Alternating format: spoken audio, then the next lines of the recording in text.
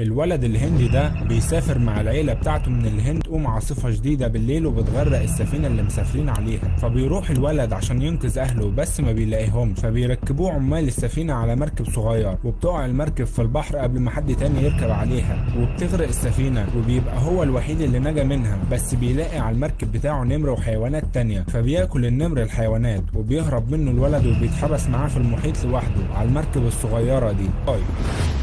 وبيبدأ فيلمنا في الهند مع ولد هندي اسمه باي، وبيكون ابوه عنده حديقة حيوان، فبيروح باي واخوه حديقة الحيوان لبيت النمر عشان يدوله اكل. فبيجي النمر وبيخافوا منه وبينادي عليه باي عشان يديله الاكل، وبيدخل ايده جوه القفص عشان ياكله، وبيقرب النمر منه ولسه هيبتدي ياكل، بس بيجي ابوه ويلحقه على اخر لحظة وبيزعق له على اللي عمله ده، وبيقول له ان النمر كده كان هياكل ايده. فبيرد عليه باي وبيقول له ان النمر ما كانش هياكل ايده ولا حاجة، وبتخليه امه يعتذر لابوه، بس ابوه بيقرر يعلمه درس